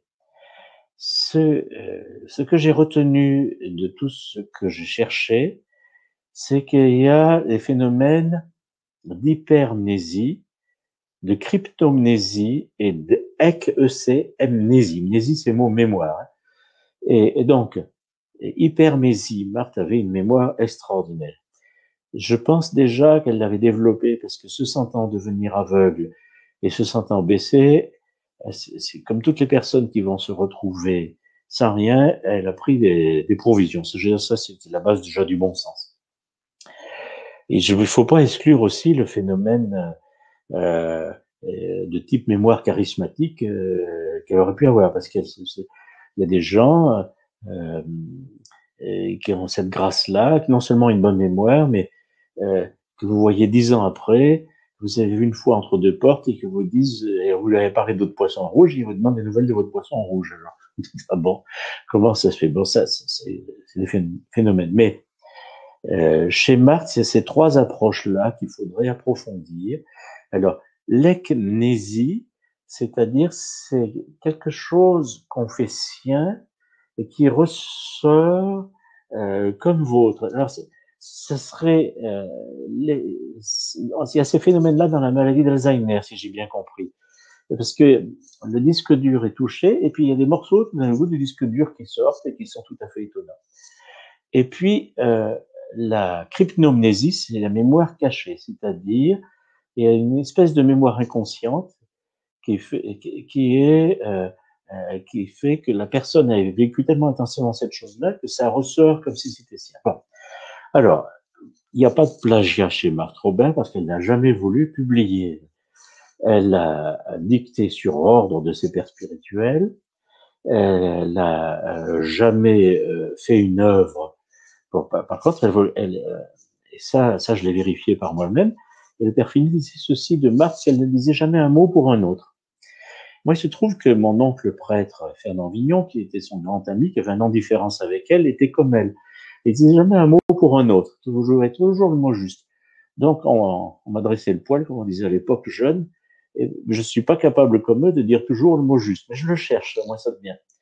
Et Marthe disait toujours des mots avec une précision extrême. Pensé, c'était extrêmement pensé. Et donc, il y a quelque chose dans d'abord c'est une faible proportion, sauf, alors je vais en parler ça après les écrits de la Passion, c'est une faible proportion de l'ensemble de ces textes où il y a des citations, et comme c'était pas destiné à être publié, elle qui n'avait pas son certificat d'études parce qu'elle était malade, qui a appris sur le tas, n'a pas dit, comme dit saint François de Sales à la page 20 de son dessin, etc., ce qu'il faut le refaire recaler comme étudiante, qu'elle n'était pas.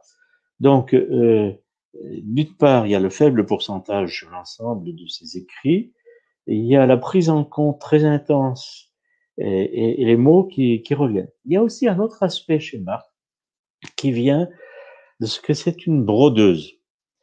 Elle faisait les broderies les plus difficiles, qui sont les broderies anglaises, qui demandent un équilibre psychique particulièrement développé, parce qu'il faut couper avec des petits ciseaux spéciaux pour faire les jours, sans couper les fils, etc. Si vous êtes agité intérieurement, vous pouvez pas faire ça. Alors, il faudrait les publier, ça faudrait que le foyer accepte de donner les pièces qu'ils ont. La famille est tout à fait d'accord pour montrer celle qu'elle a. C'est absolument magnifique. C'est des choses, mais c'est des choses pour des enfants, des trousseaux de mariés. C'est d'une finesse extraordinaire. Et donc, Marthe étant brodeuse, c'est un travail de contemplative. Et il y a une autre brodeuse, c'est la Vierge Marie, qui a fait le Magnificat, qui nous est donné par saint Luc au début, au chapitre 2 de son évangile. Le texte du Magnificat de la Sainte Vierge est un ramassis, c'est une collection de citations bibliques incroyables. Donc c'est pas d'elle, mais l'ensemble est quelque chose de neuf et d'elle.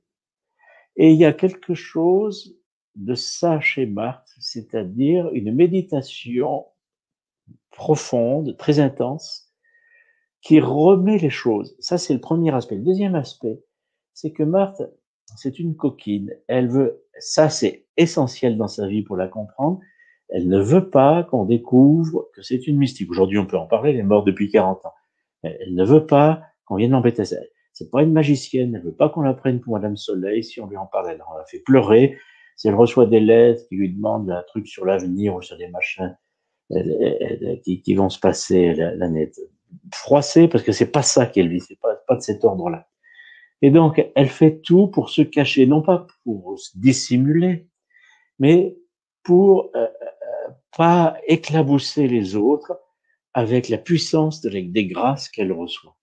Alors, à partir du moment où on comprend le fonctionnement interne, psychologique et psychique de Marthe, on rentre du coup dans le fameux plagiat de ses écrits. Ça, je reproche au père Conrad de Mester, qui était calme, qui faisait ses 2 heures d'oraison quotidienne, qui lisait les auteurs mystiques du Carmel, de ne pas avoir compris ça chez Marthe. Ça, c'est une faute, je vais dire colossale avec un K majuscule.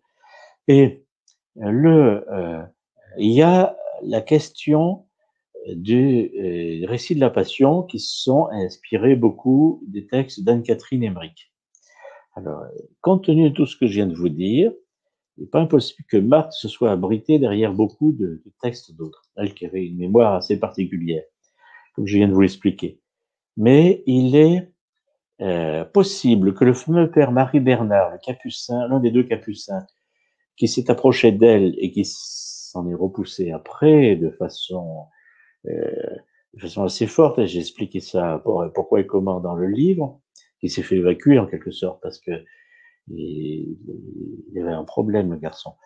Et donc, avait fait, c'était un polygraphe, il écrivait, et il est bien possible, alors ça j'en ai pas les preuves absolues, mais c'est une des hypothèses qui me paraît le plus solide, qui, avec les écrits, une synthèse des écrits de Anne-Catherine Emmerich sur la Passion, qu'il a passé à, donc, la fameuse Madame Dubail, la châtelaine d'Alboussière, qui venait voir Marthe, est bien possible que les impressions et les commentaires de Marthe aient été complétés et rajoutés après. Ça veut dire qu'il faut qu'on retrouve la scriptrice de ces cahiers, ce qui n'a pas encore été fait. Alors, si vous dites, ah ben tout est de Marthe, c'est bien facile, et puis alors, il y a une différence, ah ben elle a inventé 5 écritures différentes pour pouvoir tromper son monde, je dirais ça ne tient pas la route. Alors moi, je veux bien qu'on dise Conrad de Mester, expert d'une acribie extraordinaire et tout ça.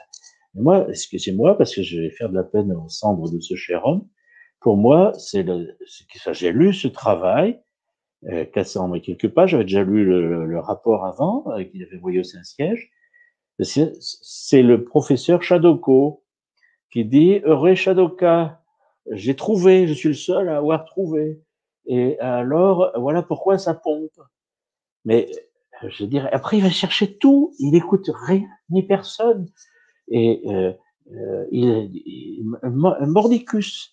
Et puis après, ce que je comprends pas, c'est que ceux qui sont pourtant des intellectuels n'aient pas vu les fautes de logique de l'argumentation de Conrad de Mester qui repose sur 2 hypothèses non vérifiées.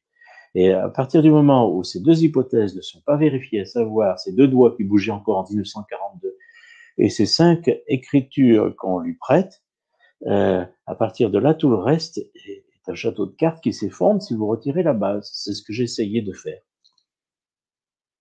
Je ne sais pas si ça répondait à tout. Oui, oui. En tout cas, sinon la personne nous le dira. Question, où en est le procès de béatification de Marthe? Ah, ça, c'est toujours difficile de savoir où on est un procès de béatification, parce que j'ai pas mes entrées au Saint-Siège ni à la Congrégation pour les causes des saints, donc je peux pas me prononcer. Mais un procès, c'est c'est une œuvre collective d'église qui, qui implique un travail considérable dans la marche de toute l'Église. Et donc ce travail collectif sur des dizaines d'années soit se simplifie, soit se complexifie. Pour ma part, alors ça c'est que mon avis à moi, comme Marthe a écrit, ça c'est bien de ça, c'est bien d'elle. Obscur et ignoré, ce sera mon privilège dans le ciel. Ça va loin si on y réfléchit. À mon avis, les dossiers de béatification qui deviennent trop compliqués, l'Église préfère les laisser décanter. Et donc, comprenant, enfin, parce que je connais de Marthe, dont je crois la comprendre, je crois qu'elle est plutôt contente de pas être bienheureuse, parce que c'est pas ça qu'elle recherchait. Elle cherchait pas à atteindre un sommet, puis à monter, et puis alors à se trouver dans une niche comme sainte, ça lui ressemble tellement pas. Alors je crois qu'elle vénérable, c'est un titre qui lui va très bien. Elle est tout à fait respectable. Et puis elle en demande pas plus. Mais non, moi je ne suis que Pierre Vignon. Donc si le bon Dieu a une autre idée que la mienne, je m'inclinerai profondément devant l'idée du bon Dieu, du pape, des autres, n'importe qui d'autre. Mais pour l'instant, voilà ce que je pense en tout cas de son point de vue. Donc euh, là, je sais que l'étude du miracle donc est en cours et ça peut-être même soit fini, soit sur le point d'être fini. Alors surtout qu'il y a de nombreux miracles dans la vie de Marthe, c'est pas trop difficile. Donc je ne sais pas ce que l'Église décidera compte tenu, parce que c'est un procès, c'est une façon de parler, c'est-à-dire c'est un travail collectif d'Église, mais finalement c'est le Saint-Père qui, au vu des éléments, décide si on peut arriver à telle étape ou pas à telle étape en fonction des éléments. Il est possible que, compte tenu des circonstances, l'heure soit pas venue pour que Marthe soit déclarée bienheureuse et par la suite. Maintenant, si je suis démenti, je serais très bien, parce que je ne suis pas un oracle, donc moi, ce que je dis peut tout à fait être démenti. Mais vous savez, la déclaration de béatification de sainteté dans l'Église, c'est de l'ordre déclaratif, c'est-à-dire qu'il y a plein de saints que l'Église n'a jamais reconnus pas parce qu'ils n'étaient pas saints, mais parce que c'était pas utile de les mettre dans le programme de l'Église, de les montrer en exemple fidèle. Par exemple, dans un cas comme celui de Marthe, Marthe n'est pas une sainte imitable. Elle est imitable sur ses qualités d'humilité, de simplicité, de bonne humeur, de joie et de charité délicate. Je veux dire, le reste de sa vie, c'est admirable et ça nous dépasse. Donc, on ne sait pas. Je sais pas. Je peux pas te dire. J'ai pas de renseignement particulier. Mais comme j'ai enseigné pendant des années les procédures de béatification de cause des saints, voilà ce que je peux en dire.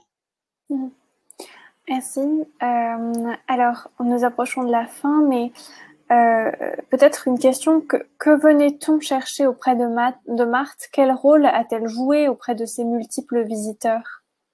Ah, ça c'est une question très intéressante parce que Marthe, elle, donc, accepter d'accueillir pour encourager, conseiller, relever.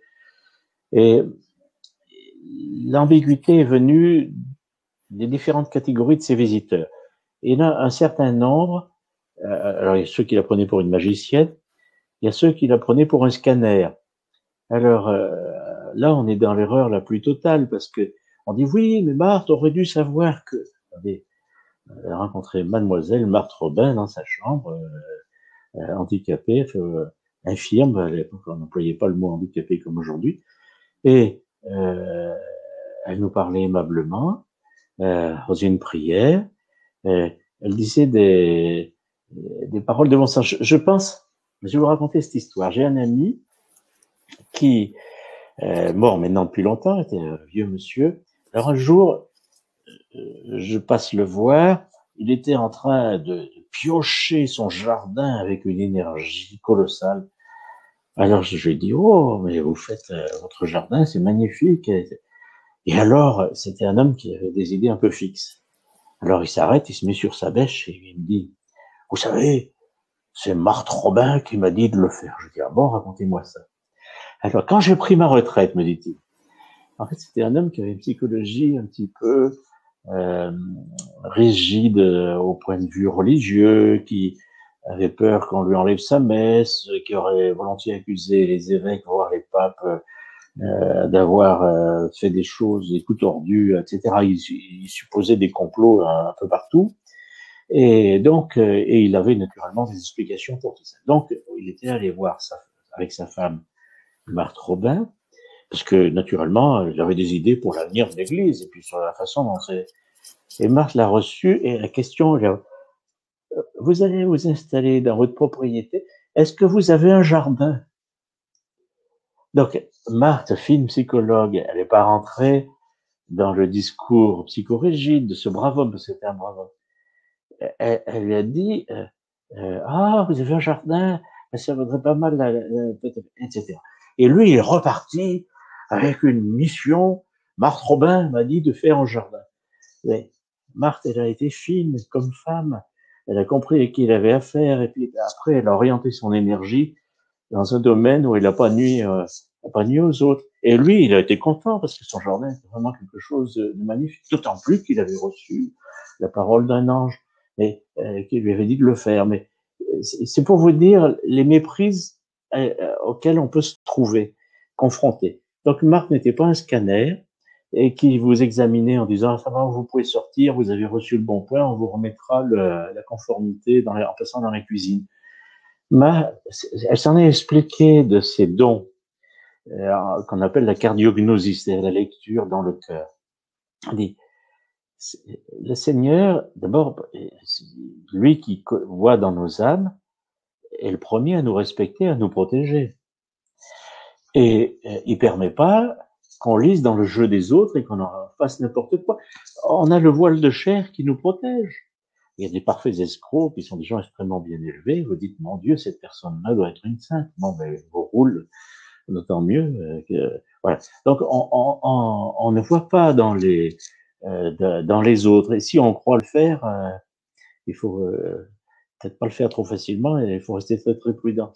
Et donc, elle s'en est expliquée dans un texte avec le Père Finet. C'est le Seigneur dit, tu dois dire telle chose à telle personne. Et donc, comme elle vit dans l'union à Dieu, elle dit telle chose à telle personne. Et par exemple, Saint François d'Assise faisait ça. Tout d'un coup, une inspiration le prenait. Il va dans une fête. Il va dire, il fait appeler un seigneur qui est en train de banqueter. Il faut vous préparer à mourir, parce que vous allez mourir. Le seigneur l'a cru. Il est mort le lendemain.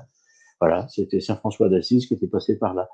Il y a des grâces particulières qui sont données, pas à tout le monde, et qui sont données à des gens qui sont dans un degré d'union à Dieu suffisamment élevé pour ne pas en faire mauvais usage.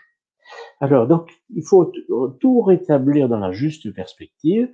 Marthe Robin ignorait bien des choses sur plein de gens. Elle était une psychologue. Et il y a des moments où elle a dit à des personnes, je dois vous dire ceci, je dois vous dire cela. Moi, je suis témoin. Jeune homme, elle m'a dit une chose que je garde pour moi, qui est un secret de vie, que je n'ai pas demandé, je ne m'attendais pas. J'ai visiblement vu qu'elle était en extase, et puis elle m'a sorti un truc. J'ai regardé, j'ai dit de qui, de quoi. J'ai bien vu qu'elle était loin, qu'elle était partie. Hein. Après, ben, je me suis retiré. Et puis, ben, ça m'a accompagné toute ma vie. C'est mon affaire à moi. Mais c'est pas destiné à être mis sur la place publique. Et ça, je suis pas quelqu'un avec une auréole. Non, s'il y avait une auréole, ce serait plutôt carré la mienne. Alors, il y a c'est des êtres très spirituels, hommes ou femmes, par bonté de Dieu, peuvent être amenés à discerner des choses qui sont utiles à d'autres. Mais ça ne dépasse pas ce cadre-là. Donc, je ne sais pas si ça répond à la question pour faire comprendre, justement, Marthe et ses visiteurs, qu'est-ce qu'on venait chercher. On trouvait un peu ce qu'on venait chercher. Parce qu'il y a des gens qui venaient, voilà, oh, c'est une sainte, on m'a dit que c'était une sainte, et alors, elle me parle des choux et des raves et de ses chèvres. Bon, moi, je n'ai pas de temps à perdre avec des gens qui me parlent, c'est une paysanne, et puis c'est tout. En revanche, avec des personnes humbles et aimantes, et simple, et qui aimaient rire, ont passé des moments délicieux. Pourquoi moi, Marthe, elle m'aimait bien? Ah, mais plein de gens, pas que moi. Eh ben, parce que moi, j'ai toujours aimé rire. Bon, eh ben, elle aimait rire aussi. Alors, ben, on plaisantait, mais on plaisantait tellement gentiment. Je vous garantis que si ça avait été une mémé, on avait quand même 52 ans de différence. Si ça avait été une mémé pénible et ennuyeuse, moi, je ne serais jamais retourné la voir. Évidemment, elle reste où elle est, puis moi, je fais mes affaires. Et elle était, on pouvait difficilement la connaître sans l'aimer. C'est cette délicatesse de charité, puis cette façon d'interroger, parce que j'ai assez bruit de décoffrage encore aujourd'hui d'ailleurs. Et alors c'est pour ça que j'aime beaucoup les femmes, parce que elles disent des choses auxquelles je n'ai pas pensé. Euh, Avez-vous pensé que mon père? Non, j'ai jamais pensé à ça. Ah ben merci. Ben, c'est cool. Parce que moi j'ai pas les antennes féminines. Alors, Marthe, elle les avait, ma mère les avait, puis plein d'autres femmes avec qui je suis ami ou autres, qui me sont bien utiles, qui vont éviter bien les catastrophes. Parce qu'on a bien raison d'écouter les femmes, quand on est un bonhomme. Et alors, là, Marthe, elle était plaisante parce que moi, j'aurais foncé un peu trop directement. Donc, elle m'a évité de foncer un peu trop directement. Et de ce point de vue-là, voilà, elle a marqué en toute simplicité toute ma vie. Et pour bien des gens, ça a été ça. Mais il y a des gens pour qui elle était totalement insignifiante, insipide, en disant pourquoi les gens viennent voir cette bonne femme et pourquoi même je suis venu la voir. Euh, bon, parce que c'était pas par là ou par elle qu'ils devaient recevoir leur grâce, ils l'ont trouvé ailleurs. Et puis voilà, faut pas compliquer les choses non plus. Si on place Marthe sur un piédestal qu'elle n'avait pas et sur lequel elle n'était pas, on se trouve dans la projection. Et alors après, on fausse les choses. Et si on était resté bien simplement, et c'est pour ça que je l'ai présentée comme paysanne drômoise. Il y en a sur Internet, il y en a un qui m'a amusé, qui a appelé le Père Vignon le régional de l'étape, parce qu'il fait de Marthe une drômoise. Mais oui, parce qu'il fallait la restituer drômoise, parce que comme il y a une invasion de Lyonnais, je l'ai vu, à Châteauneuf-de-Galore, elle aurait pu croire que Marthe Robin elle était de la Galore, elle était drômoise, elle est bien restée drômoise toute sa vie, paysanne, et bien de son milieu, et bien naturelle, et avec c'est ça que j'ai essayé de restituer. Il y a des gens qui me l'ont dit, et ça m'a fait le plus grand plaisir. Marthe, le secret de Marthe, c'est la joie. À partir du moment où on a découvert ça, le reste se met en place, et, y compris les diables, et tout le bazar, y compris le fric du foyer, tout le reste. Tout se remet en position, parce que Marthe, à l'origine, est toute ça. Je voudrais dire un mot, puisque je parle des foyers, que j'aime beaucoup.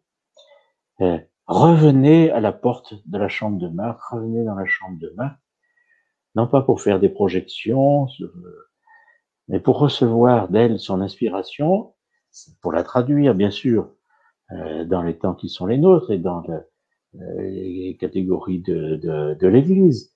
Mais revenez et puis retrouvez entre vous cet esprit de simplicité, de bonne humeur, qui caractérisait les foyers dans les premières années et qui là c'est un peu disparu, et qui est caractérisé par ce mot que le pape François emploie, le mot de parésie, qui est tiré des Actes des Apôtres, mot qu'avait beaucoup médité le philosophe Michel Foucault, c'est-à-dire la liberté de parole dans la franchise et dans la bonne humeur.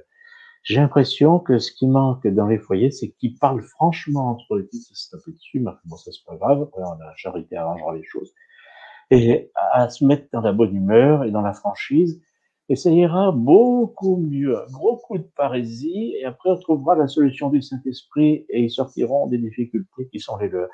Et c'est aussi pour ça que j'ai écrit le livre, pour qu'ils retrouvent la porte de la chambre de Marthe et qu'ils y viennent en toute simplicité. Après, leur dialogue avec Marthe, ce sera leur problème à eux, c'est plus mieux. Merci. Il y avait une personne qui demandait si les 500 pages du journal étaient publiées de Marthe. On les trouve sur Internet, Journal intime de Marthe Robin. Vous les trouvez sur Marthe Robin avec toutes les citations, quand elles sont faites, qui sont indiquées. Le travail a été très très bien fait par le foyer. Et puis on peut acheter le livre aussi qui coûte 30 et quelques euros. Et c'est tout à fait magnifique. Il y a encore des points à éclaircir parce qu'il y a des choses le curé fort a mise, etc. Est-ce que c'est vraiment de Marthe et tout ça? Il y a encore pour des siècles à approfondir avec Marthe, on est tranquille. Merci, Père. Donc, les personnes, effectivement, vous remercient avec moi, hein, je le vois. Il y a même une personne qui vous remercie en italien, c'est drôle. Je sais pas. Voilà. Grazie tante. Voilà. Molte grazie, apparemment. Voilà. Donc, effectivement, moi, j'avais retenu peut-être une citation de fin dans votre livre. Vous écrivez, un être devenu douleur par amour des autres ne cessera de poser des questions aux esprits. Voilà. Je pense qu'effectivement, on est face à cette perpétuelle question. Comment un être peut-il devenir douleur par amour des autres? Comment Marthe a-t-elle pu incarner cela? Donc, merci. Je rappelle donc que vous avez écrit ce livre qui est là, Marthe Robin. Donc, j'avais inscrit le lien tout à l'heure sur la messagerie instantanée. Voilà, la semaine prochaine, nous allons encore parler du démon avec quelqu'un qui a vécu la possession, qui s'appelle Michel Chiron. Je ne sais pas si vous le connaissez, Père. Non. Voilà, il a écrit donc un livre de témoignages qui s'appelle J'étais possédé. C'est intéressant, mais j'espère que maintenant, il rigole et qu'il est bien content. Oui, en tout cas, j'ai l'impression qu'il est très pieux aujourd'hui. Ah bah oui, ça n'empêche pas. Voilà, il écrit donc, c'est Michel Chiron qui écrit J'étais possédé, comment j'ai été libéré, de l'emprise du diable. Voilà, donc ce sera la semaine prochaine, jeudi prochain pour le prochain. J'ai presque envie d'écouter. En tout cas, c'est très courageux de faire un beau témoignage sur des sujets comme ça. Merci. Et puis ensuite, jeudi 6 mai, ce sera Jean-François Chemin, un Lyonnais. Ah, bah très, je le connais. Voilà, qui a écrit un livre qui s'appelle « Non, la France, ce n'est pas seulement la République, le coup de gueule d'un enseignant ». Et c'est son papa, Jean-François Chemin, qui était président de la Chambre de commerce de Lyon, qui m'avait dit quand j'étais jeune cette phrase qui m'a beaucoup fait rire et qui m'a fait beaucoup méditer. C'est mon père, est-ce que vous savez ce qu'il y a de pire qu'un cul béni? Alors moi, je fais non, mais un faux cul béni. Bon, et c'était, je le cite parce que c'est l'auteur et Jean-François Chemin, je pense, a aussi gardé l'esprit de son papa et de sa famille. J'ai l'impression quand on voit le titre. Je souhaite plein de bonnes choses aussi à Jean-François Chemin. Merci beaucoup, Père. Eh bien, voilà, donc nous espérons vous retrouver peut-être sur un prochain webinaire ou en tout cas, voilà, peut-être par votre livre. Donc je vous souhaite un bon repos, une belle continuation dans votre mission. Et puis nous n'oublierons pas de prier pour vous. Je vous remercie tout ça. Je remercie beaucoup les éditions Arpège d'avoir permis cette manifestation de la beauté du visage de Marthe. Merci, Père. Ouais.